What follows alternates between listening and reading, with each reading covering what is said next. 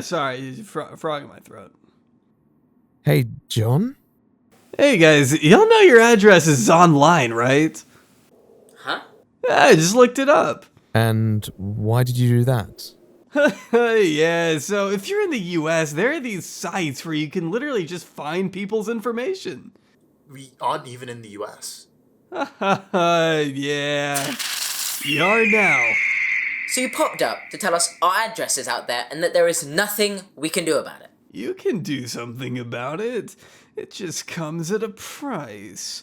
A fairly reasonable one, actually. It's called Incogni, the sponsor of today's video. Has this ever happened to you? It's Friday night, you're sitting at home alone as always. It's been 3 weeks since you've had contact with another human being. A miracle happens, your phone is ringing. It's a random number. This is the most excitement you've had in months. You pick it up. Hello, John speaking, you say. A voice answers back. Hello, we've been trying to reach you about your car's extended warranty. It's a robocall again. How do they keep getting my number, I hear you ask? Oh, companies known as data brokers collect your information and sell it onto whoever will pay.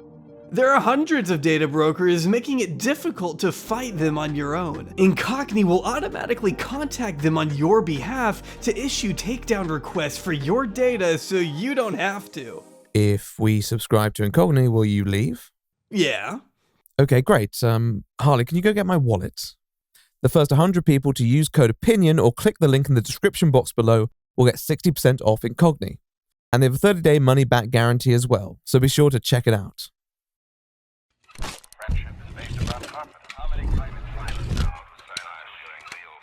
Hello ladies and gentlemen, and welcome to The Right Opinion, the home of a twat with too much free time. And last video I covered the bombastic yet short-lived YouTube collective of Team 10.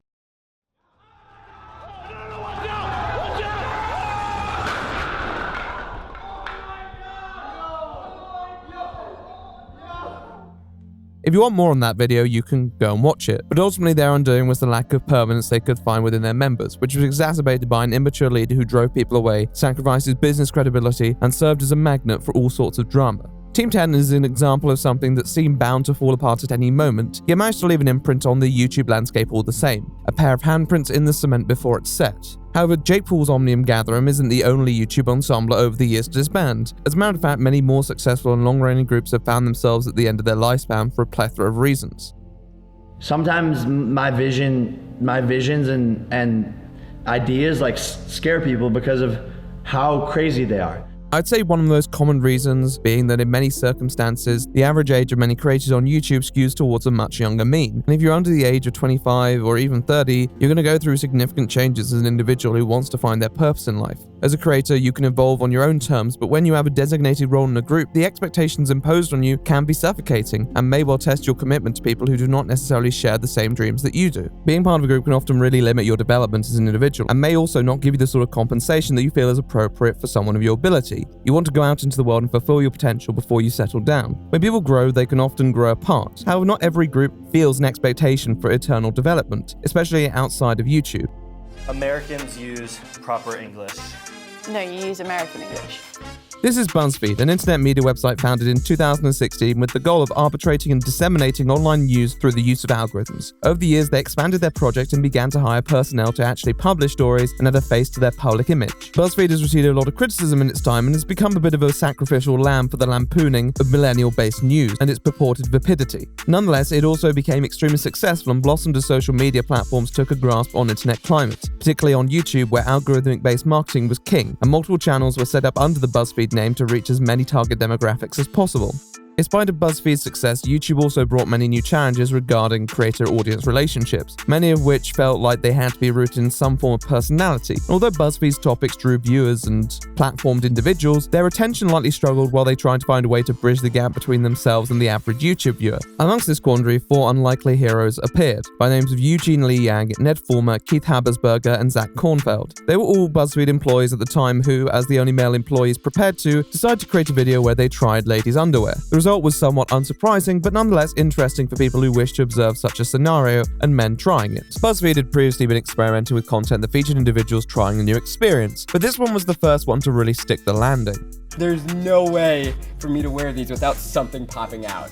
Maybe if I tuck it up. This is why girls are always picking it out of things. As individuals, the Try Guys weren't your typical YouTube assemblage. They didn't start a channel together, nor were they previously overwhelmingly successful online. In fact, they didn't even intend to create content as a dedicated group when they started, with their only other prominent credits being other content on their employer's channel. But their video was well received, and in the spirit of BuzzFeed, they decided to get to work to creating more content in that vein. It wasn't until a few videos in which they actually adopted the Try Guys branding that they're known for today, alongside a mantra that they were prepared to try anything and everything. Yeah, I think with everything that we do, we try to show that there is no one right way to be a man, to be a person.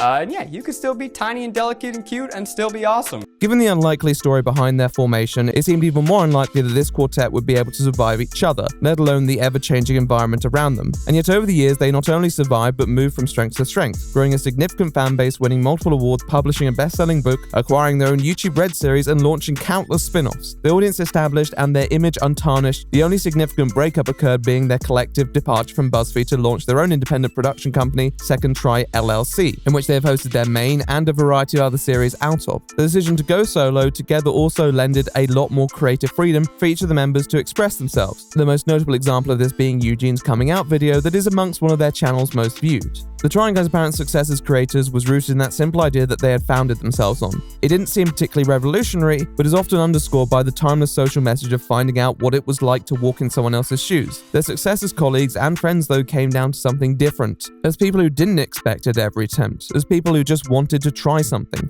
there was this common bond that drew them together, using their YouTube channel to strengthen their own friendships. Although certain members may possess different levels of influence outside the group, when the cameras rolled, you never received the impression that one member's ego outshone the others. However, come 2022, something would happen that would place the message promoted in their books, their interviews, and their channel under question, and ultimately cause irreversible change to one of the most seemingly consistent and omnipresent YouTube collectives in recent memory. Maybe there were some things that shouldn't be tried. Ned Fulmer is no longer working with the Try Guys.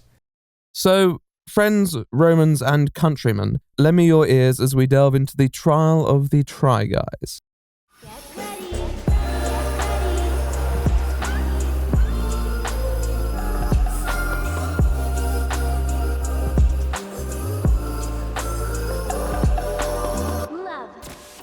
As I informed you in my introduction, the Try Guys were comprised of 4 members upon its founding, and although none of them stood out from each other, the differences in their personalities were essential to the swordplay that occurred on camera.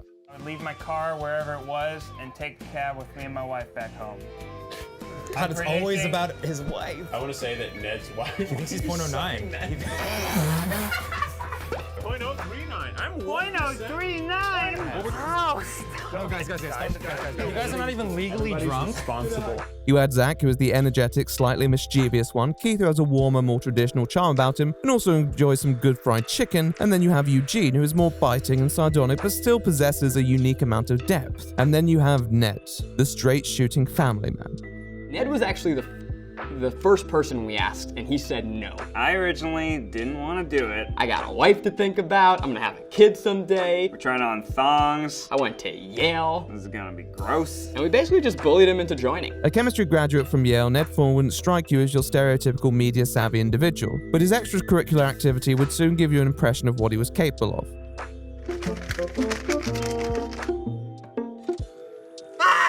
A decorated comedy writer and performer in his circuit, Fulmer already had his fair share of experience under his belt when he was picked up by BuzzFeed as an intern, and he quickly used that expertise to ascend the ranks to managing producer in the space of a year, alongside founding BuzzFeed's video department with his future fellow Try Guys co-hosts. However, there was more to Ned than just his career in comedy. It seems that his degree was not the only thing that he had chemistry with. Yes, even in early videos, there appeared to be a ring on his finger, signifying that Ned Fulmer was a married man. My wife. My wife. My wife. My wife. My wife. My wife. My wife. My wife. My wife. My wife. My wife. My. His wife was a person by the birth name Ariel van der Voort. She had met him at a mutual friend's birthday party shortly after they had moved to Chicago, and they soon fell head over heels for each other. In 2012, at the age of 25, Ned officially tied the knot with Ariel and settled down to the married couple's life. Unlike a lot of online personalities, Ned made no secret of his marriage and would readily talk about his relationship on the Try Guys channel, garnering the reputation of the family man, who would readily bend over backwards for his lifelong companion. I went off course a little bit. I saw my wife in a cage, and nothing else mattered. At first, the Try Guys content really only involved the four of them. With the establishment of their own production company and the progression of their personal lives of other members, Ariel and partners found themselves more entangled in the crew's capers, especially with the launch of the Try Wives series, which features herself, Zach's girlfriend Maggie, and Keith's wife Becky. We picked up coffee. We're already the best bosses. I know. They're gonna love us. Hello! Nick. Good morning, everyone. Good morning. Just how you like it. There's some for Alex. We are the coffee fairies. However, the Try Wife wasn't the only person in Ned's life, and since being wed, they had welcomed 2 children into the world. Once again, Ned was extremely proud to proclaim this, with multiple posts on social media and uploads onto YouTube, even launching a podcast with Ariel called Baby Steps, which discussed their experience with pregnancy and parenting. This is Ariel. Hi guys, what's up? I'm Ned. We are married. We have been together for nearly 10 years. I think over 10 years. Over 10 years. Thanks for the correction. It won't be the last. That's right. Keeping me honest. Ned often presented himself as a voice of authority on successful relationships and how to navigate them. Hence the podcast. This was particularly important in the Try Guys post-BuzzFeed era, which sought to find a sense of depth with each of the members. That was Ned's depth, that he always put his family first and possessed very few reservations about it. His relationship with the Try Guys was also defined by this, and references to his family and content was frequently and seemingly central to the tasks at hand. I think what made Ned unique in a way was the sense of completion with his personal life. It provided a metaphorical anchor to what the Try Guys were orchestrating. Every Try Guy had something to try, but Ned had something to keep, and he appeared committed to doing so.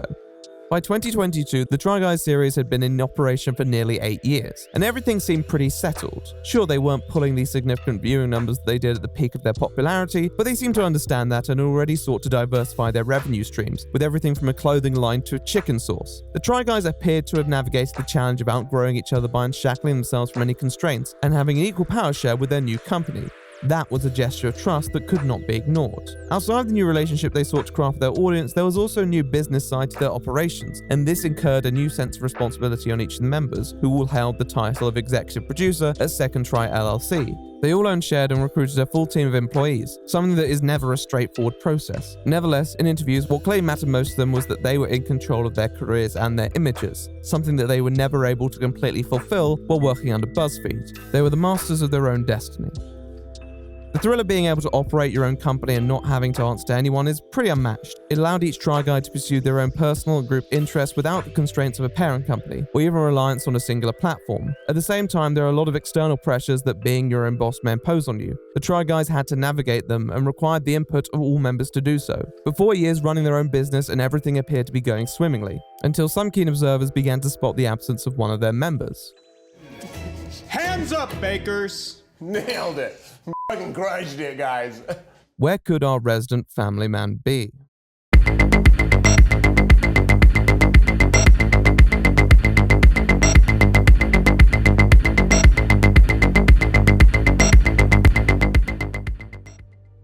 The Try Guys have a pretty consistent upload schedule and motif in general, so devoted fans were normally quite quick to pick up if something was different or something's changed, particularly if a member is absent from the videos. When Eugene took a break in 2021 from the Try Guys, people were fast to pick up on it and explain it to other confused viewers. So in September 2022, when a video was published onto the Try Guys channel without founding member Ned Fulmer, although nobody raised an alarm, people definitely took notice, particularly with what some knew already. I don't know what to do. I don't blame you. It's too warm. Cakes are too warm. They melted everything and then they drank up all the junk and then it just fell right apart. It all started on the first of the month when a fan ran into Ned at New York City while he was with a producer at a concert. They posted a pitch with Ned, but not the producer, and noted they seemed annoyed that they were recognized. It was soon revealed there were other people from the production team at the concert, and therefore nothing seemed particularly out of the ordinary. However, less than a couple days after, other posts appeared to indicate that something untoward was occurring, with images shared that showed a person appearing to be Ned making out with this aforementioned producer. The account sharing many of these details later claimed in the messages that they were the producer's then fiancé. Certainly a curious piece of information to share, and it seemed a bit bizarre they would take to Reddit over it, but fans compared and concluded that physical profiles matched up with the individual suggested. With that noted, there was probably more concern than usual when Ned ceased to appear on the Try Guys videos and their podcast. This was clearly something unforeseen at least, although a variety of explanations were still on the table, and it was possible that the Try Guys were merely taking precautionary measures while investigating the claims more thoroughly. Although no public statements were released in this time, the Try Guys schedule was visibly disrupted, with apologies being posted onto their Patreon, with Zach letting slip that he wasn't doing so great in a podcast episode. When I tell you that, like, I've had a rough week. Sure. And this has been... It's a joy. This has been such a salve. True joy. This was all circumstantial and hearsay though, with a plethora of potential explanations for why this was the case. Over time though, further information began to indicate that this was something being taken a little more permanently. On the Try Guys channel, Ned was being edited out of the intro featuring new merch, and some eagle-eyed viewers began to pick up on slight discrepancies in videos, including points where he appeared to have been edited out of recorded footage. This didn't seem like the sort of decisions where a person was merely on an optional hiatus. This appeared to be a preparation for something much, much worse. And on September the 26th, the rumors that Ned Fulmer had boldly tried an affair with a co-worker while in a committed marriage began to make the rounds outside of dedicated fan circles, with more people weighing in online and analyzing the content available. In addition, a former second Try employee who had recently left posted a TikTok that appeared to confirm the rumors.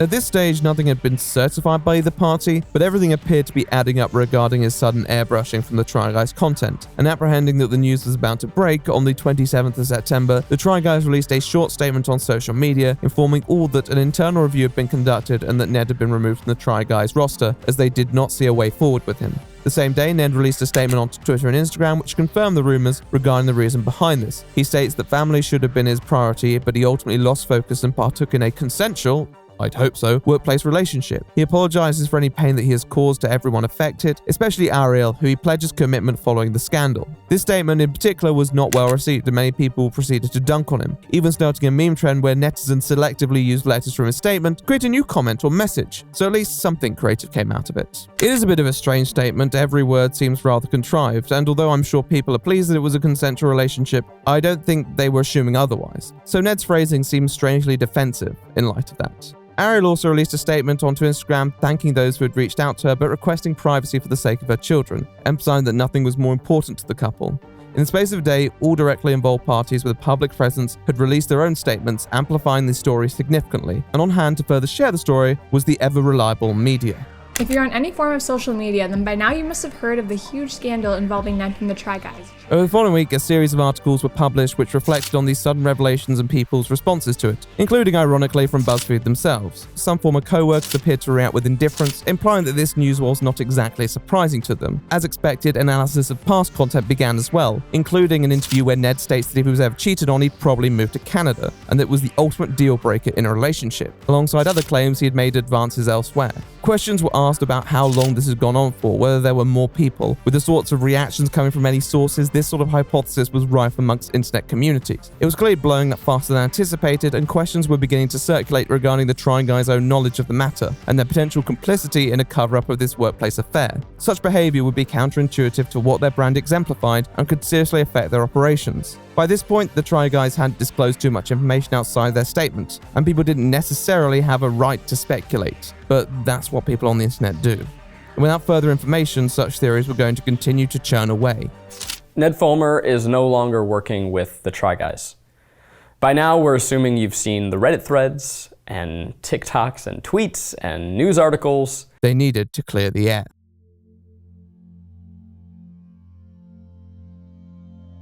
On October the 3rd, the Try Guys released a video entitled What Happened? As one can likely predict, this is a video which attempts to clarify information that had been speculated about on a variety of media platforms by providing a linear chronological timeline of their handling of the suspension of their former colleague. The video has them sitting on a couch directly facing the camera, and the information is delivered in a uniform manner, with each of the Try Guys taking turns to explain parts of the process, likely to emphasize that this was a collective decision. Throughout this video, there will be things that we want to say or go into further, but as I'm sure you're aware, there are some legal issues we have to consider as we go through everything. They state that they had been alerted to this information on Labor Day by fans who had seen Ned Fulmer engaging romantically with an employee of the company. Ned confirmed these allegations and conceded that it had been going on for a while, which the Try Guys found rather surprising, affirming that they had no idea about this affair. All of that information was just as shocking to us as all of this has been for you this week. After this, they conducted a thorough 3-week internal review which would seek to ascertain all the facts of the situation, once again with Eugene stressing how serious the situation was to the rest of his team and rebutting rumors that they may have turned a blind eye at any point. This is something we took very seriously. We refused to sweep things under the rug. That is not who we are, and it's not what we stand for. They state their process was not just internal, as they reassessed the media they released in that time, confirming rumors that they had been digitally removing Ned from their content and omitting sections which involved him altogether, as well as stating there were certain videos that were too tainted for release. There are several videos that we've deemed as fully unreleasable. You will never see them, and that is due to his involvement. And that's a decision that has cost us lots of money. We will not be able to recoup that money, but it's a decision we stand by proudly. The review drew to a close with the conclusion that the only reasonable solution in this case was to ultimately remove Ned from the company as a manager and employee, something which the 3 remaining members did on September the 16th, just over 10 days before the story broke publicly. They provided reasoning for not releasing a public statement immediately, wishing to protect the privacy of people involved and avoiding causing additional stress onto affected parties. So on Friday, September 16th, the 3 of us signed written consent of the members of Second Try LLC approving the removal of Ned as a manager and an employee. And while we consider this a company matter, there's just also a family at the center of this. They then talk about the actual personal toll it's taken on them and those around them, requesting respect and space for any people caught up in the blast radius of such a spectacle. Look, I get that when stuff like this happens, there's going to be speculation and gossip. And we ask that you respect the privacy of the family members and employees who may be caught up in this.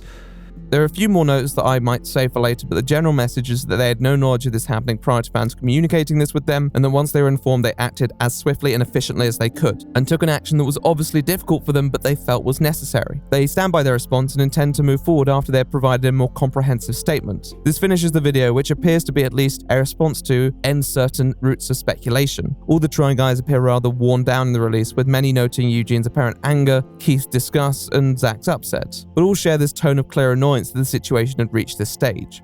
The response to this video was generally supportive from many viewers, particularly those who were fans of the Try Guys felt that this was a respectful and in-depth response that dispelled the rumors. Although they don't necessarily provide any evidence in this video, the timeline made sense given the information available at that time. Anyone involved who did speak on the matter appeared to corroborate what the Try Guys said. Nonetheless, there were a couple interesting pieces of information that cropped up shortly after the video went live. When you knew Ned was cheating in May,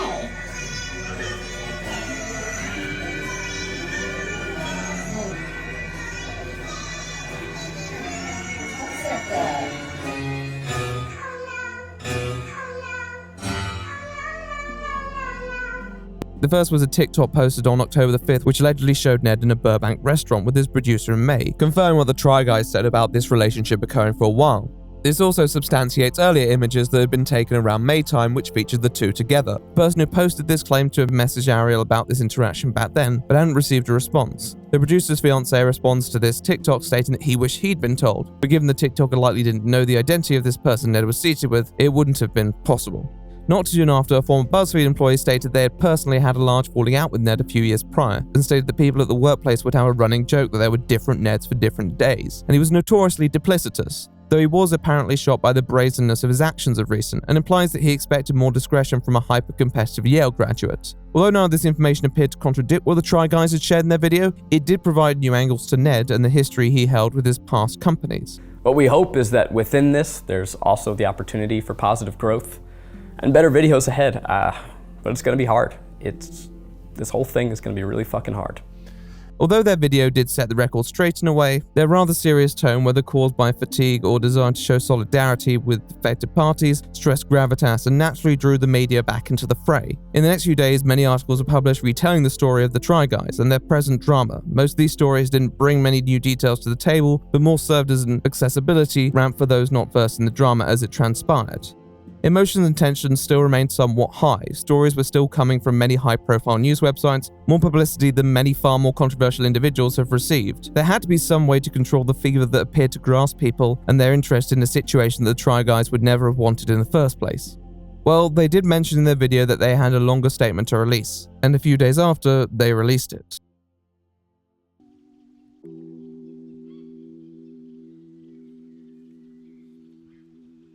The Try Guys were at a bit of a crossroads. There was clearly a lot of information they wanted to share their side on, but they also wanted to move past this torrent of media attention as soon as possible. They could wait for a bit for the coverage to die down, but then they'd potentially be prolonging the drama, and who was to know that it wouldn't just re-emerge as soon as they opened their mouths? They needed something conclusive that also didn't provide more questions than it did answers. How are they going to do that? Well, we're 4 best friends who try stuff. We have a YouTube channel together. We happen to live particularly insane lives, especially right now. And so this podcast is a chance for us to hang out every week, talk, catch up, and just let you know what we're thinking about. One of the new ventures that Try Guys had embarked on upon leaving BuzzFeed was a podcast called The Tripod. At first, it involved all 4 members sitting down and talking about whatever was on their mind in a less contrived environment. Over time, though, Eugene appeared less, and 3 others appeared to take the reins, alongside podcast producer Miles. With Ned's unilateral withdrawal from the Try Guys and all affiliated media, there was going to be a readjustment required for the podcast format, which originally had him sitting next to Keith. However, the Try Guys also saw an opportunity to use this upheaval as a way to make a more official statement. I use official in quotation marks here because it's probably one of the most unofficial official statements in recent corporate history, but it did kind of make sense. Shall we? Go for it, man. Okay. Well, here we are, everyone. Welcome to the Tripod to all of our normal listeners and no new people whatsoever. When you first look at the video length of over an hour, you wouldn't be amiss for perhaps being a bit concerned that this may feel like overkill. However, the runtime is aesthetically justified by a more relaxed environment that doesn't necessarily possess the tension their previous video statement did. Sans Eugene, Keith and Zach are provided emotional support from Mars as they recount the incident, the process, and go into more depth on their own feelings regarding it all. We knew that this would be big to our fans and people who had watched us in the past, but I had no idea it would be this. The New York Times, NPR, Rolling Stone, I mean, these are publications that are huge and we never thought would be concerned with us. And now certainly some of them are, who are these guys and why does everyone care, articles. But it showed that we had a really big effect on a lot of people. As we're talking, my family just sent me another Rolling Stone article that came out an hour ago. One of the recurring themes from this video is that they really did not anticipate it blowing up in the way that it did. And although they always intended to sack him, if they'd had the choice, they would have done it a lot more quietly to avoid the sort of volatile public reaction that a lot of parties involved have received, something that has taken a toll on them all. If you ever thought that stress does not manifest physically, let me tell you, my back hurts, my BMs have been wild. Oh, yeah. The stress poops have been out of control. Have not been sleeping. Yeah. And part of that is because there's just been so much to do. They remained steadfast in the narrative regarding how much they knew, stating that being contacted by fans was the first time they had heard about it, and they moved as quickly as possible to form an internal review. The majority of the credit to handling this situation is given to Zach, who is the person said to have overseen the operation that led to the removal of Ned from Second Try LLC, given that Keith was on tour. They say the secrecy wasn't exclusive to the public and they couldn't even disclose details of Ned's suspension to fellow employees, although they were pretty fast to deduce exactly what had occurred. With mind to the fact that this information had been uncovered by fans first, they intended to wait until the speculation had passed before releasing a statement, which explains why they hadn't released one immediately upon Ned's dismissal. So to be clear, however this went down, we would have taken the same action, but the fact that it was something that was caught by fans, that was, a transgression that was enacted publicly, added a level of complication to this where we knew there was this stick of dynamite with an uncertain fuse. You have to really have things in line to legally be able to say some things. And even then, also, you're not just doing things out of fear of legal action, you're doing things out of fear of public backlash to other parties involved. So you're really trying, I don't want people who are hurt to become more hurt. Yeah. I don't want to do something wrong and get sued and further jeopardize the company and people's jobs. In their original video statement, they refrained to make any character judgments towards their former colleague. In the podcast, they still play their cards relatively close to their chest, but there are the occasional moments where they let some emotion surface, especially when clearing up speculation. There seems to be an air of disdain for Ned and his handling of the situation. No, we shared what our statement was going to be. We did not have insight into what his statement was. I also want to say that we did not coordinate fonts. I believe that he saw ours and copied it. That is our opinion. And it is an opinion that I'm not happy about. When I saw that, I'm like, you got to choose the same font that was that made it look like we wrote your. Come on, man. It's my opinion that was on purpose. that was to a optimized result for him. That's my opinion. Additionally, there's an interesting clip towards the end where Keith begins to talk about the sentiment of betrayal, before Zach cuts it back to a more detached perspective of the matter. If final one here is, if this hadn't gone public, was there a world where Ned came back and was a cast member? No. Yeah. And maybe speak to why. No. What happened? It betrayed our trust, and it was a workplace violation. It was a workplace violation. And that's that. It would mean to all the people in our office who knew what they knew, they would know that we were in the face of everything, like not being true to who we say we are and our values. So like, very simply, he would have been removed. There's a sense that even if they were to speak openly about their emotions, they're aware of the possible implications of riling up fans and viewers, something that they also speak about, emphasizing that people mess up and don't necessarily deserve death threats, although they do exclude Ned from this narrative. It's just like really, really scary. Like to get, I'm sure that their DMs are full of crazy messages, and just it can make you feel really like no one in the world likes you anloor, and that can be hard. I know for a fact that people have received death threats because of this. I know that people, their past has been dredged up, and a bad thing happened, and we reacted accordingly and did what we had to do. Actions have repercussions, but it would be a lot for the strongest person to handle. As an episode of the podcast that seeks to find the balance between explaining the situation without provoking it, they seem to do a fair job and they clear up some misconceptions. But there was one more matter they needed to discuss, which wasn't covered in their original response video. That being, what now? I don't know. I think if this didn't happen, there is a world in which the Try Guys cast, how do I want to say this? For the last 2 years, frankly, I've kind of gone through this mental process of acceptance, of realizing that where I want to grow and what the Try Guys is are different. There have been a lot of speculation as to whether there would be a new Try Guy, including from the roster of people they currently collaborated with. Keith and Zach confirmed this is not happening, and that the Try Guys that people had come to know would no longer exist. And although the situation had been exhausting and distressing, they did see an opportunity within the tragedy to move forward. Zach in particular expresses this idea that the Try Guys had become rather rigid and incapable of the sort of growth that he desired from life. These circumstances, albeit unfortunate, allowed them to reassess how they wanted to develop as a collective and individuals. And sometimes a good laugh is a relief and a piece of content that you need, but more and more we are going to allow the Try Guys to grow with us, to adapt as we adapt, and to bring in new creative people like Kwesi, like a myriad of people that you know on this channel, and allow them that opportunity to make stuff that's deeply important to them. And that's that. It seems that the controversy in the subsequent coverage had tainted the Try Guys' name in their mind, and that was not easy for people who had built their brand around that. But maybe it had also been holding them back, and this was something, finally, that could propel them forward.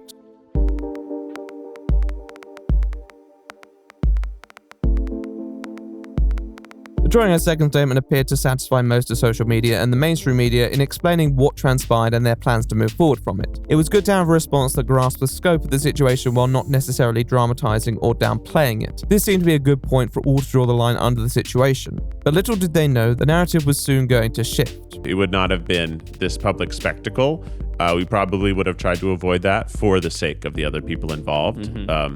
But it happened how it happened. At multiple points in the podcast, Keith and Zach stressed they did not expect nor did they want the situation to blow up like it has. And they were very upset about the speculation and involvement from external parties. There was this sense that people needed to step back and remember that although this was obviously emotionally affecting for some people, that there also needed to be a sense of perspective. Who was going to provide that perspective though? All right, well, let's take a look at our final Jeopardy category. Lives that matter.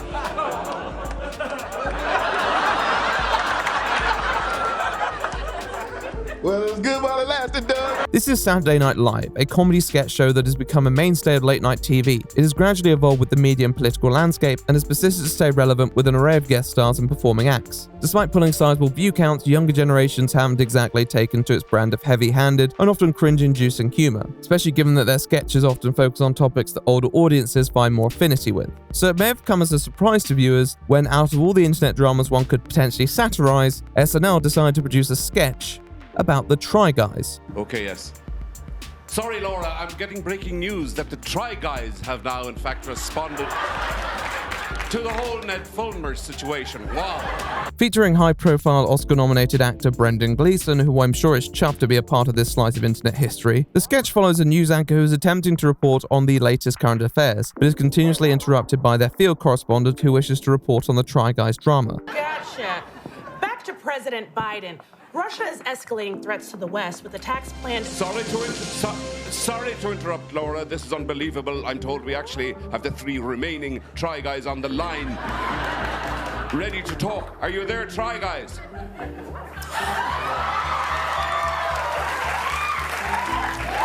Hello. Hello. Hi. Wow. The sketch also references the Try Guys' original response video, which features caricatures of the cast members, who also avidly interrupt the news to try and make the situation about them, which derails the news bulletin entirely, with the anchor's voice of reason being drowned out. Okay, wow. So the full story is that your friend had a side chick and you fired him? Yes, we had no choice, and we hope he is somewhere on his back with a bullet in his brain and belly. Whoa, okay, isn't that a bit extreme? No.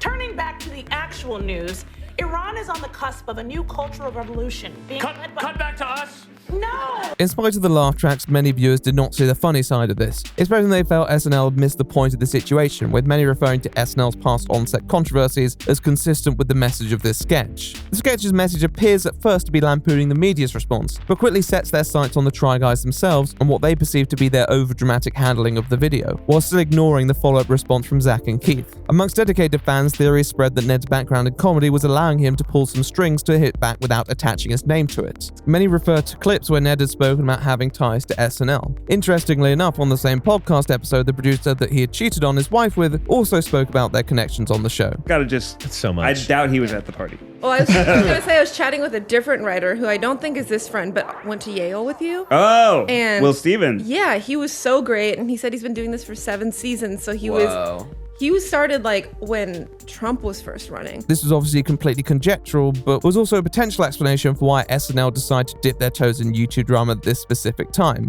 Common collaborators with the Try Guys mostly made the case for them on social media, while the Try Guys themselves moreover attempted to say as little as possible, or at least see the funny side of it. Nevertheless, this stress was appearing to get the better of some members, as Zach in particular ended up in a spat with Dream, something that he felt was the result of the past few weeks, and the inability to talk about details that he felt had been misrepresented in the media. There's so much that we can't talk about and can't say, and I can't tell, people are like, oh, even fucking SNL is like, oh, his bro had a little smooch. And I'm like, that's not what fucking, okay, fine. I'm just gonna keep it clamped down. I'm just gonna not say anything. I'm gonna do it right. I'm just gonna do things right.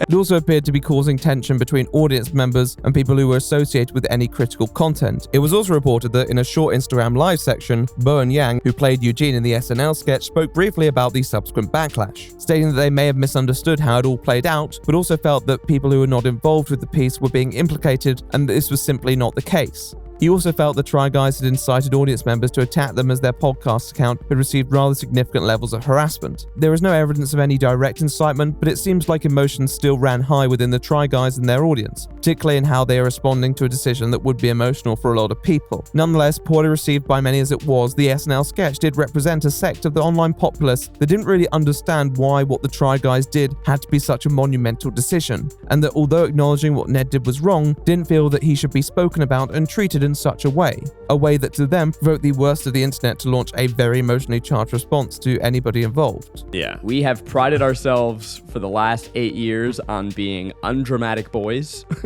and I cannot wait to go back there. Although the Try Guys seem to have quashed concerns regarding their knowledge of Ned Fulmer's infidelity, or the concern that they did not act quickly or take it seriously enough, a new narrative was being raised by the media as to whether they had overcorrected and caused people to feel too invested in a situation that was ultimately not their business. It really looked like the Try Guys couldn't win, no matter how hard they tried.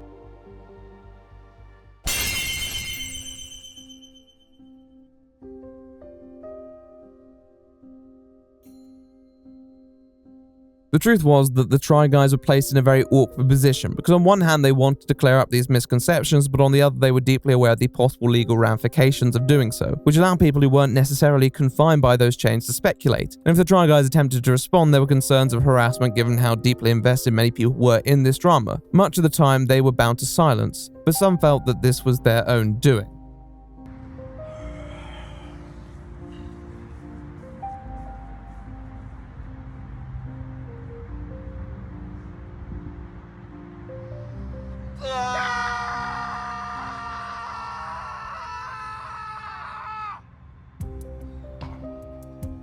Towards the end of October, once again the media decided to take advantage of this silence, this time in the form of a more academic think piece from the New York Times, a paper that had previously published and updated an article following the Try Guys drama, something they covered from the jump. Their article this time, The Try Guys and the Prison of Online Fame, approaches the matter from a more philosophical standpoint and seeks to explain the Try Guys' response from the perspective of fan appeasement, describing their first response as resembling a hostage video and their supposed outrage as a performance, attempting to calm the nerves of distrustful and anxious fans. The author acknowledges the power dynamics but still questions why the Try Guys spoke about Ned like he was John Wayne Gacy, ultimately concluding that there likely was this understanding from the Try Guys that it wasn't that big a deal, but that they acted more out of threat of losing audience than anything else. The response to this was similarly hostile, with many audiences stating that this sought to downplay a serious situation, but the author of the article would probably state that these are the people that the Try Guys were seeking to appease, so there would be little movement in that discourse. Keith's wife responded to this article, expressing annoyance at its existence, but otherwise there wasn't a massive response, and the article did accrue a fair amount of Twitter likes, so that's some metric I suppose.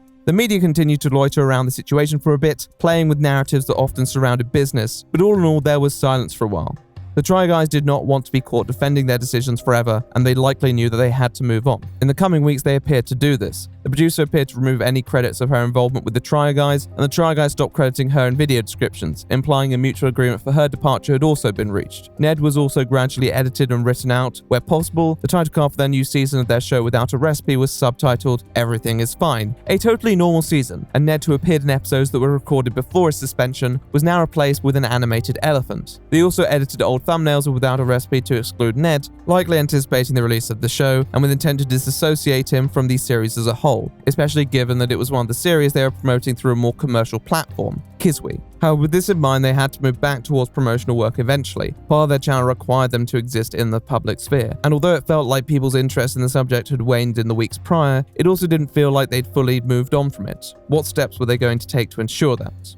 Well, the first was an interview with The Hollywood Reporter, where Habersberger, Yang, and Kornfeld talk about their plans to move forward from the scandal of the past few months. They talk about their upcoming projects, in particular Without a Recipe, state that they intend to remain as the Try Guys, but also that they intend to move away from the viral content that made them popular, and towards broadcast TV, as they feel they can work on more ambitious projects and invest more resources, something they probably felt constrained by in the past. Can I plant an idea in your head, guys? Yeah, please. Just consider it. I think it's a real good option.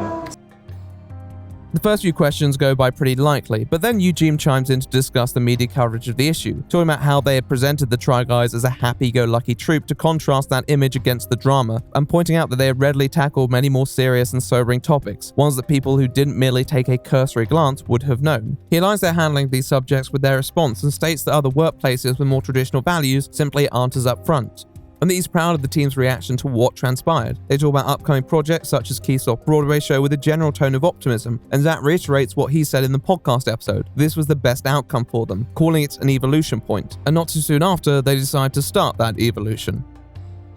Well, what a year it's been! F*** it.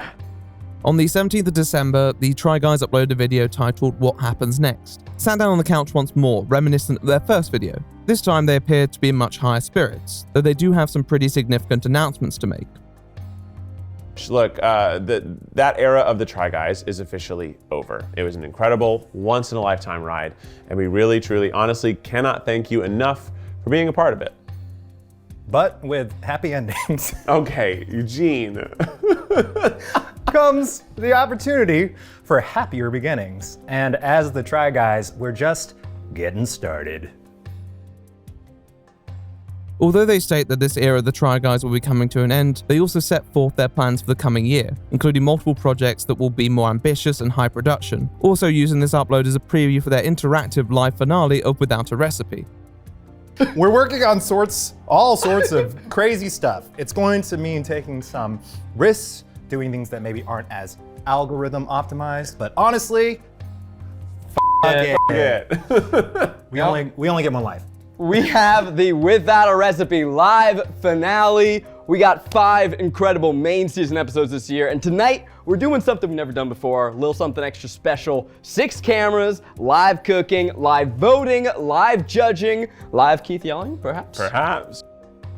All in all, despite the video including aesthetic callbacks to their What Happened upload, it doesn't feel like they're trying to necessarily emulate it, more rewrite it, and associate it with the evolution that Zach had previously alluded to in the Hollywood Reporter interview. Although accruing a few million views, the news cycle didn't really pick up from it, and it appears that the storm had mostly passed finally. Ned had remained silent on all social media platforms since his parting statement, which almost seemed like a silent seal of validation for the crew and their plans to take the group forward into greener pastures. What would they find there, though?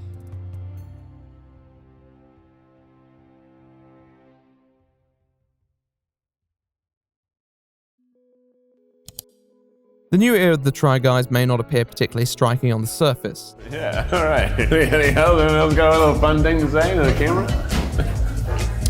What's the weak girl's name? Patrick. Patrick. Happy St. Patrick's Day. They haven't exactly changed too much about their YouTube content, it's still built off a similar premise, and outside of that, other than the rather subtle rebranding, there's nothing that will particularly jump out at the average viewer. With that said, they have been experimenting with certain concepts, such as the interactive experience they tried on Kiswe the year before, recently announcing they would be performing Romeo and Juliet, but with the audience deciding and voting on how certain scenes and plotlines are resolved.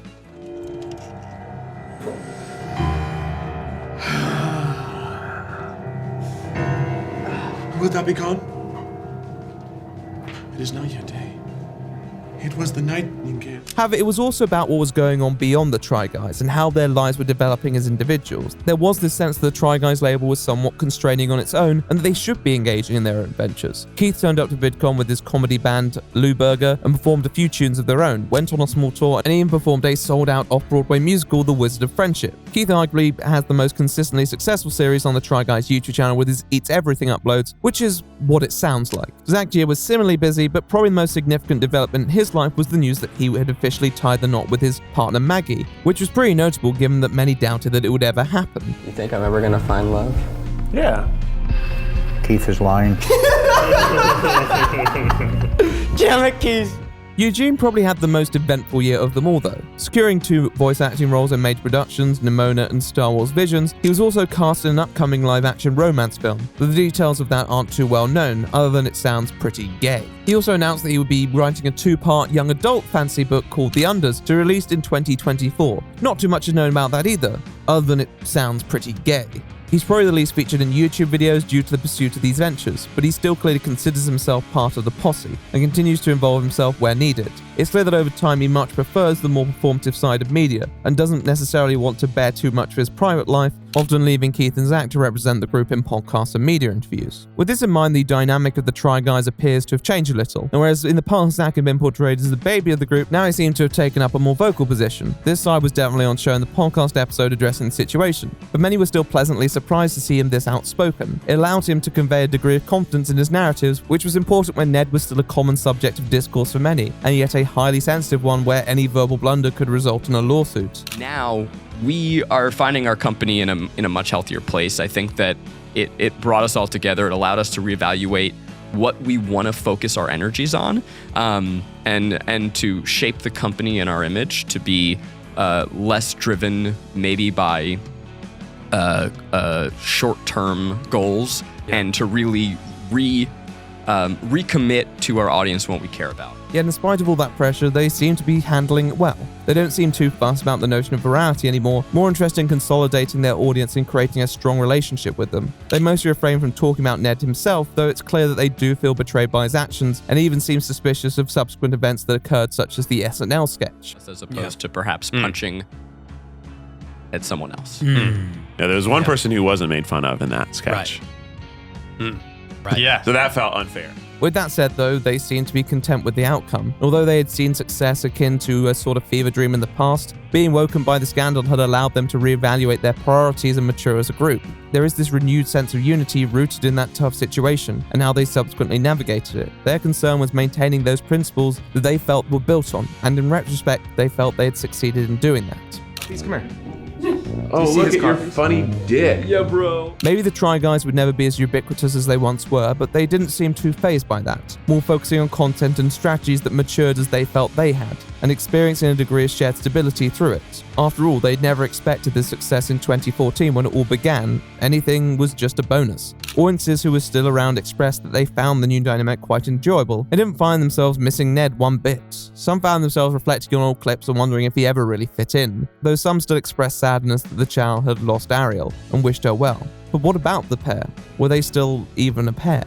Well, since pledging to put family first, there have been mostly radio silence from Ned and his relative social media platforms for the majority of 2023, with some speculating on the status of his marriage with Ariel. Well, just shy of 11 months after he had been dismissed from the Try Guys, Ned appeared on his sister Grace's Instagram story, looking like he had prematurely entered his midlife crisis, attending Taylor Swift's Eras tour with no one other than his wife, Ariel. They appeared to be in good spirits and left the concert together as well. Although this was not shared by Ariel or Ned, it quickly made its way online as outlets reported that even after the Try Guys had officially cut ties with Ned, his marriage remained sturdy. And many viewers and fans expressed shock towards Ned and Ariel for making amends. I'll discuss that more in a bit though. Nonetheless, although Ned seems to have refrained from speaking about the situation and there are still questions hanging over his head regarding it, he seems to have retained what was always most important in his life, his family. In the end, although it was a rather painful process, maybe everyone got what they wanted. Allow me to elaborate.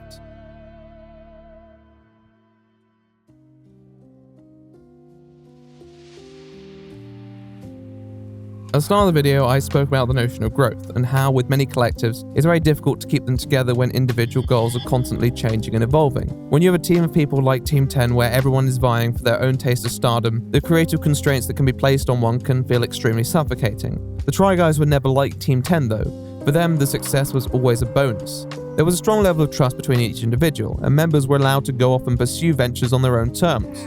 Why I left BuzzFeed is really this. The whole time we felt like there was more that we could be doing and giving to you, and now's that time. At the same time, when you create something, there's still the desire to move forward with it, and that was illustrated with their departure from BuzzFeed. That was the freedom that they had yearned for, and they appeared to make the most of it. This sort of trust between the members allowed them to grow the Try Guys as a brand while also exploring their own interests. With that said, there's always the threat that maybe a creative avenue has been exhausted. Even with complete control, your brand is still regulated by the premises that you set it up on. With people associating your names with a certain idea of content, it can be very difficult to escape the shadow that viral content can create.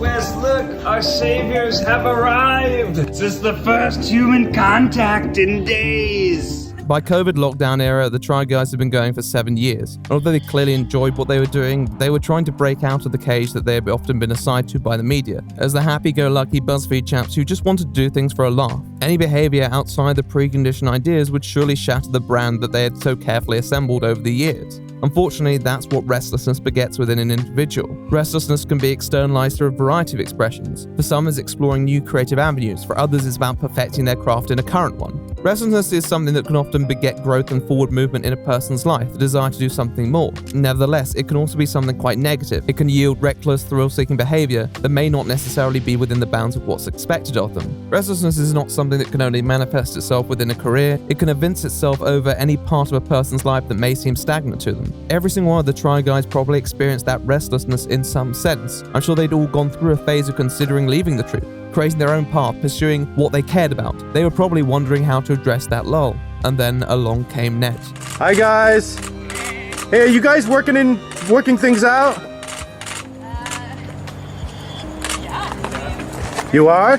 Working things out. Well, that's good to hear. I can't look into Ned's mind and tell everyone exactly why he did what he did. I don't think he's some evil being who wanted to wreck years of hard work. Although many people haven't exactly heaped praise onto his character, most have refrained from representing him as this cruel or malevolent figure, more of portraying him as someone who was not entirely upfront with the person he truly was at work. Instead of possibly seeking to address the issues that were challenging him within his personal and work life, he likely chose to address his frustrations by pursuing a life outside of the Try Guys. Yet, as his family became more aligned with his work, he turned away from that as well, finding a workplace affair as the slice of life that he desired. There was no ambiguity given how long it persisted for.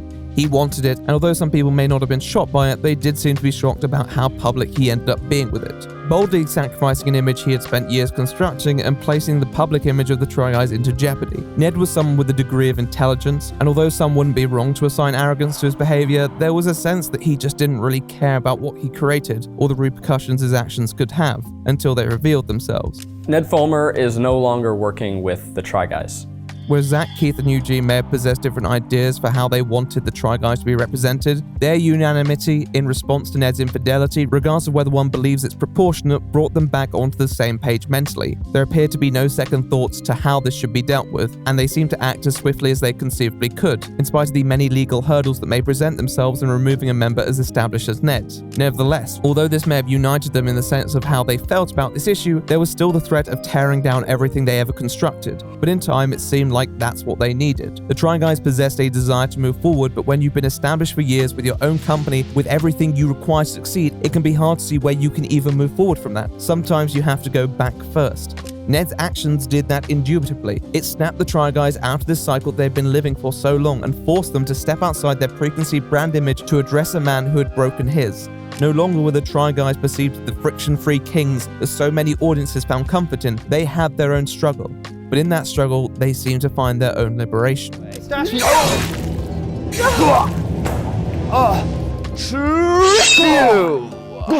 My one weakness. Getting stabbed. The Try Guys had spent their post-BuzzFeed time trying to establish more distinct relationships between their individual members and their fans, and the characters they created. But for the first time in a while, it felt like the Try Guys had something new together, even if it was with one less member.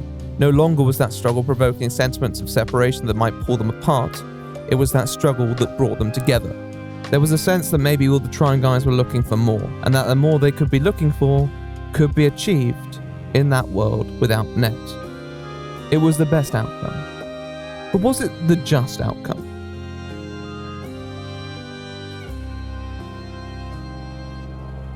I think the SNL sketch got it 50% correct. Thank you for your bravery, Try Guys. Know that the country is with you. What's today's date? Whatever it is, never forget. We talk about a lot of internet drama as creators. A lot of it remains within the confines of YouTube though, and occasionally makes the rounds of peripheral social media-oriented outlets. At a glance, it's confusing to look at this situation. One can't help but wonder, out of all the stories that we cover online, that this one was the one that picked up the most traction on mainstream outlets, when there are so many more pressing issues in the world they could be turning their attention to. But nothing happens without a reason, and in reality, there were a few conditions that likely made this subject more media-friendly. First being that the Try Guys were, as creators go, inherently industry-friendly themselves. They were YouTube-based but possessed name recognition outside of it. Second, this wasn't a common occurrence. They were rather white-bread, and any white-bread character caught up in debauchery is always good clickbait. Third, cheating isn't a crime. When a YouTuber finds themselves caught up in something more legally tender, news outlets can find themselves rather hesitant in case they accidentally publicize something that could be construed as libel. Although they probably would be able to argue good faith in court, most of the time they simply don't want to. The Try Guys scandal simply was the perfect combination of news that was surprising enough to grab the attention of media outlets, yet PG enough to report on with some degree of confidence. It was too much for the actual story, and it inevitably caused a lot of undue coverage and harassment of all individuals involved, but the SNL sketch didn't stop there. It implied that the Try Guys contributed to that with their video on the matter. Look at me. This is the face of grief. This angle represented a more skeptical side of the internet that felt that this hadn't been handled with respect to the family at the center of it, and was merely published as a way for them to rescue their reputation that had been brought into contention by the scandal. This was echoed by the NYT think piece, which didn't necessarily appear hostile to the Try Guys, but more presented them as a victim of internet culture, being forced to throw their friend under the bus to save their own skins. After all, Ned Fulmer was not our generation's Ted Bundy, was he? In new photos captured Wednesday, Ned walks ahead of Ariel, looking unfazed by the scandal. And in this snap, her expression says it all. It's somewhat strange to see part of the source of mass attention pointing fingers at the Try Guys for responding to a situation that the media blew up. The Try Guys didn't want to have to defend themselves in that way, but the theories were manifesting every single day, and their response, although somewhat terse, was the best way they could muster up under considerable pressure. Their language sought to relay a timeline of events, but also exonerate themselves from any knowledge. They wanted to halt the speculation in the clearest way possible, but their personal sentiments still reached the surface. The truth is, though, that there was always going to be a personal element to it, and it's very hard to navigate that while also being sensitive to the legality of Ned's removal, in a way by stating what were perceived as facts rather than actually delving into their feelings, but still not necessarily being able to completely subdue their emotions. They turned what they viewed as a simple workplace violation into a very loaded discourse. There was a lot they probably would have said behind the scenes they did not say here. Probably one of the most telling moments was Keith being cut off before he could speak properly about that sentiment of betrayal. What happened? It betrayed our trust, and it was a workplace violation. It was a workplace violation. And that's that. It would mean to all the people in our office who knew what they knew, they would know that we were in the face of everything, like not being true to who we say we are and our values. I think betrayal is what underlined a lot of the emotional response by the Try Guys. So for some critics, Ned's actions wouldn't or shouldn't have resulted in a dismissal, which is why they may not necessarily see why it bothered them so much. On the other hand, if it was such a cut and dry decision, then why do they need these videos to justify themselves? There are loads of questions that one might ask to put into contention the often complicated reasons issued in that time, and these seemingly often austere measures, such as fully erasing Ned's presence from pre-recorded videos. But the reality is that what isn't spoken about is probably what they felt more. For the Try Guys, firing Ned was exactly why it matters so much, regardless of what motive Ned had behind his actions, outside the fact that he had put up this family man facade to all of them while maintaining an at least months-long workplace relationship to the others rather than just being upfront with them and admitting he was struggling with his faithfulness. He must have known what he was putting at stake by doing this. Not just the entire brand image, but also their friendship, which was largely tied up in that business. These are the guys who had built an empire together for 8 years, who had crafted such a deep relationship, not just with their viewers, but with each other, and where some would argue that the Try Guys sold Ned down the river and discarded those memories, putting their interests above those of a friend, it was Ned who really put his own personal interests above those of his friends first, doing it so brazenly to the point where even fans took notice. Either he thought his friends wouldn't take action against him despite him lying to them and his audience, or he didn't care enough about what repercussions they would have to sanction and the stress it may invoke. Both scenarios that show a disregard for that friendship he proclaimed so loudly.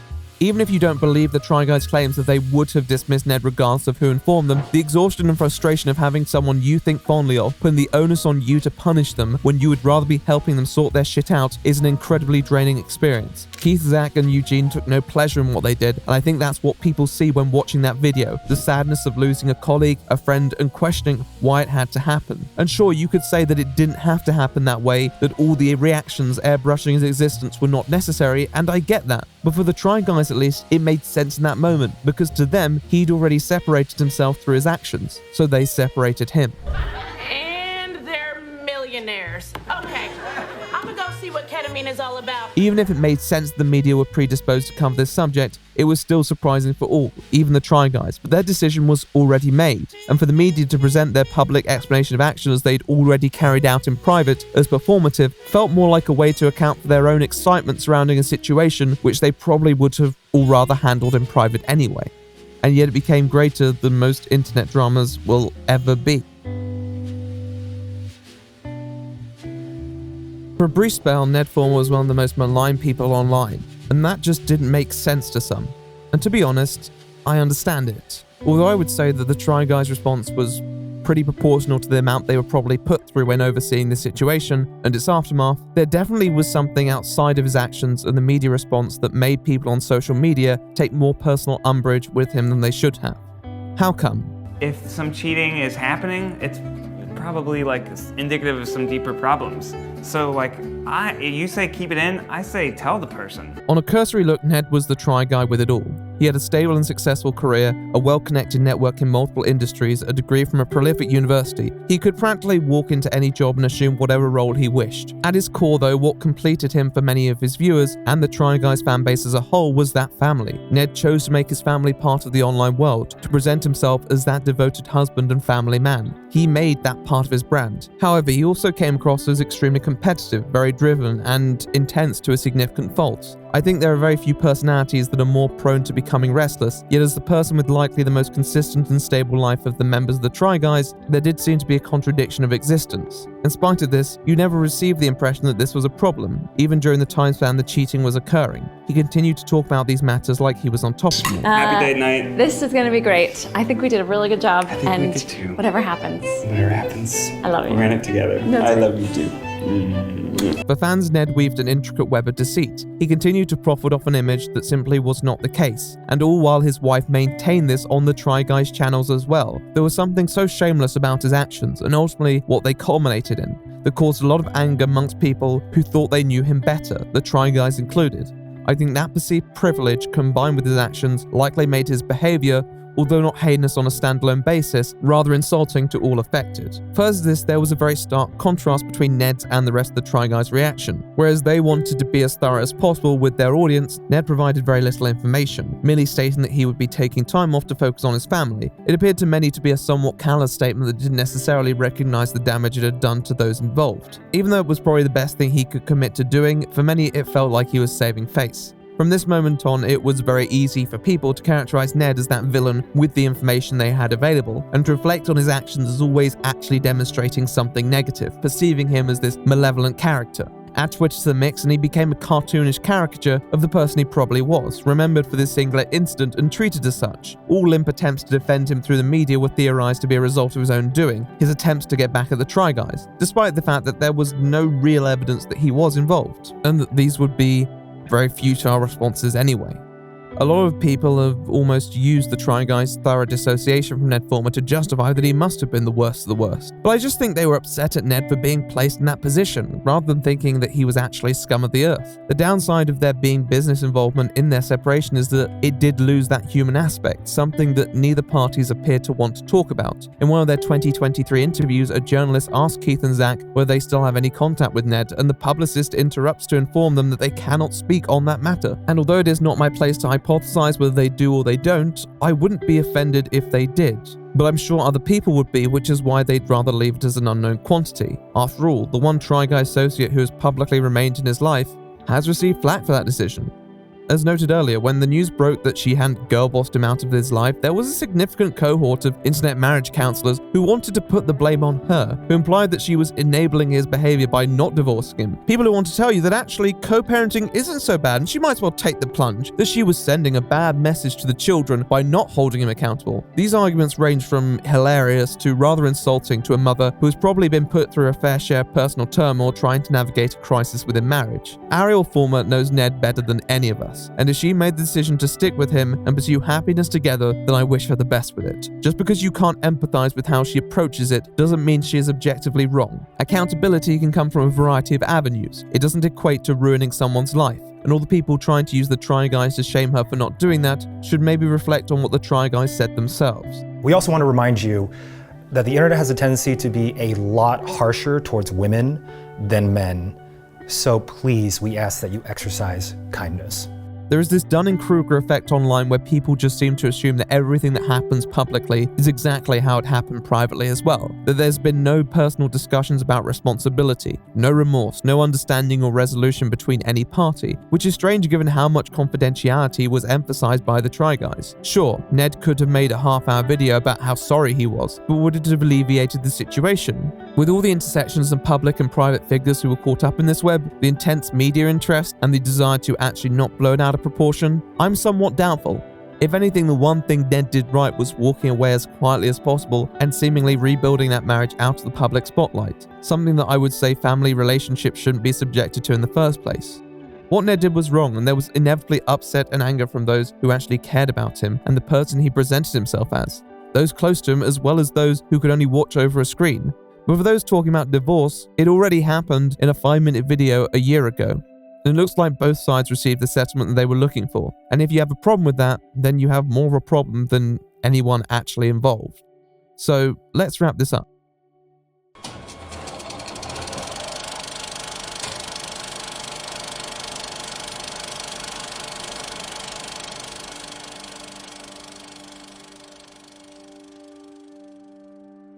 I mean, they're like brothers. They drive me nuts sometimes, but I think we make amazing things that's greater than the sum of its parts. And we've only been able to affect people in a positive way because we are actually best friends. If we start fucking hating each other, then we should stop. I'd like to start this conclusion by once more pointing towards the Cosmopolitan interview that Ned did where he said he would move to Canada if he was ever cheated on. The other person who provided an answer in that interview was Try Guy Zach, who appeared to take a more nuanced view. If someone cheats on you early in a relationship, that's typically a deal breaker, because it could be a sign of more strife to come. But it's good to hear someone out. What was the circumstance? Did they get caught or admit it with remorse? And do you believe it's an isolated incident? If you haven't had the exclusive talk yet, it could be a good way to open a necessary conversation to make sure both of you are on the same page. It's all about communication and making sure you're on the same page. Or, I think it is, I'm single. So what do I know? Well, Zach appeared to know more than Ned, and ultimately Ned should be very grateful that his wife appeared to align more with Mr. Kornfeld's point of view, that there was something worth saving. But maybe there was something worth saving for everyone, they all just needed reminding of it. And then I started to see that the Try Guys was becoming something else, that the Try Guys was rigid and incapable of change, and that any attempt that I had to push against that wasn't going to work. When 4 men in an office decide to put on women's underwear, it would have been difficult to predict what it would lead to. Yet over the span of 8 years, the Try Guys have built their reputation as one of the most stable and consistent YouTube collectives with a clear and unwavering mission. Whilst other groups came and went with overwhelming transients, often pulled apart by individual interests, Keith, Zach, Eugene, and Ned perfected a maturing chemistry that allowed them to grow as the quartet that many people perceived them as, acquiring more independence while maintaining a forward momentum. However, even the strongest partnerships can be subject to their own tribulations, and behind the scenes, restlessness appeared to be brewing amongst the members, yet few could have foreseen what it would culminate in. You and your wife seem like you have such a great relationship, and it's kind of like an internet joke how much you talk about your wife. You always bring her up in conversations and things like that. So tell us, like, what's your #1 secret to a great relationship? Oh, gosh.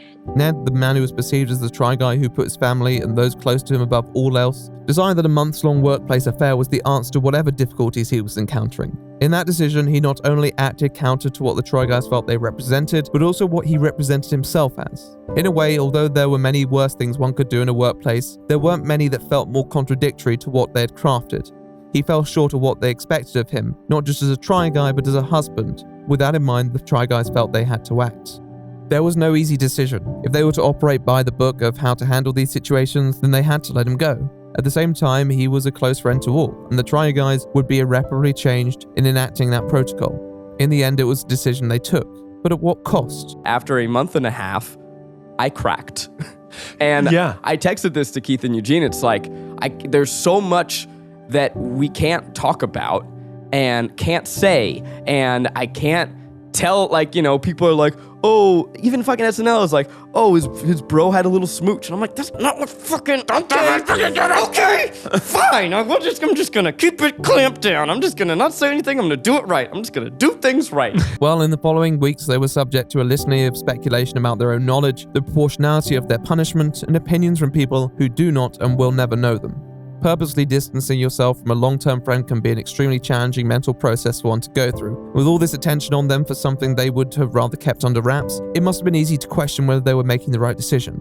Yet in time, it became apparent to them that maybe this was what they needed to move forward. When a controversy affects a group with weak relationships and weak trust like Team 10, then it can often erode the faith and confidence remaining members may possess. But in the Try Guys case, it strengthened those bonds and those relationships because they all trusted that new route. If there was any sign that their decision was the right one, it's that Ned and Ariel are still together. But also, the fact that the remaining Try Guys are still one unit is relevant as well. Judging by certain comments, it's a fact that may not have been the case if they hadn't been given a sharp wake-up call from the unquestioned success of the past decade. And I think within that, we're also taking it as an opportunity to wake up from this crazy, wild ride that's been the Try Guys up to this point, to reevaluate who we are and who we want to be going forward.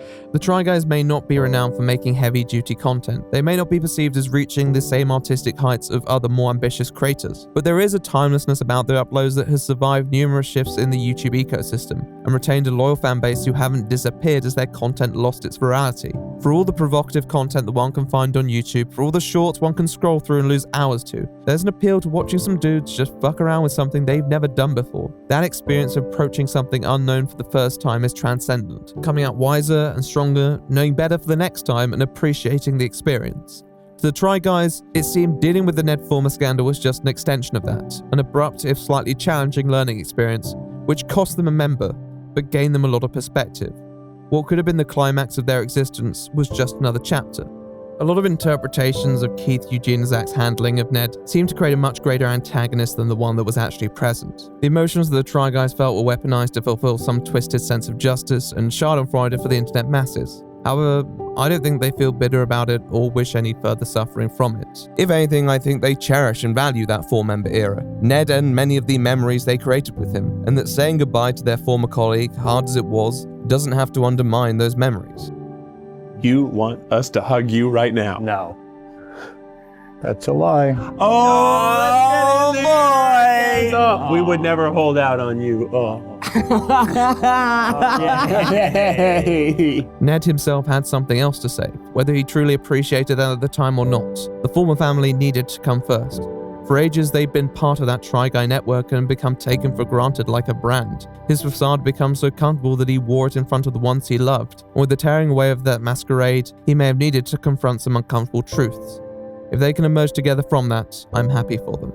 Ned Fulmer and the Try Guys made YouTube history together. They reached milestones and created memories that will never be erased. And although their belated honeymoon era came to a very sudden end, their story didn't. And that was a testament to something greater. A statement that maybe the Try Guys weren't quite finished trying yet. And that means that we can fight and get over it.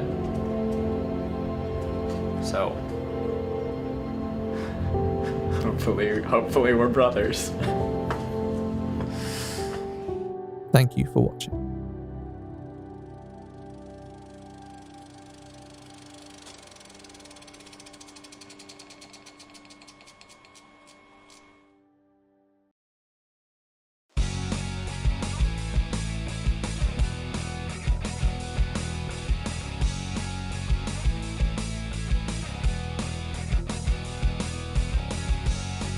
Yes, so that was the video. I hope you enjoyed. I want to give a big thanks to my editors. As always, they've done a great job. My post-editor, Kojak, thank you very much for your unwavering commitment to this role. The music done by John Redhunter, thank you again. It's sincerely appreciated. And the thumbnail, produced by Starfo. Another stellar piece, I am sure. I also want to credit the artists who've, as always, very generously lent their pieces towards being used in this content. It means a lot to me, and their credits will be in the description below. And as said in my previous video, I'm working on a new system where hopefully they'll be able to have the little sprites up as well, so you can all see their distinctive style. I also want to give big thanks to my patrons, $10 patrons on the screen right now, and my $50 patrons. Hypercube, Esther Bedoya, and Seritish. Thank you very much. At some point, I need to sort out these YouTube member benefits as well, but that's not quite the top of the priority list right now. I'd also like to thank Incogni for sponsoring this video. Thank you again. It's been a pleasure to work with you as always, and definitely check their application out. I dig it for sure.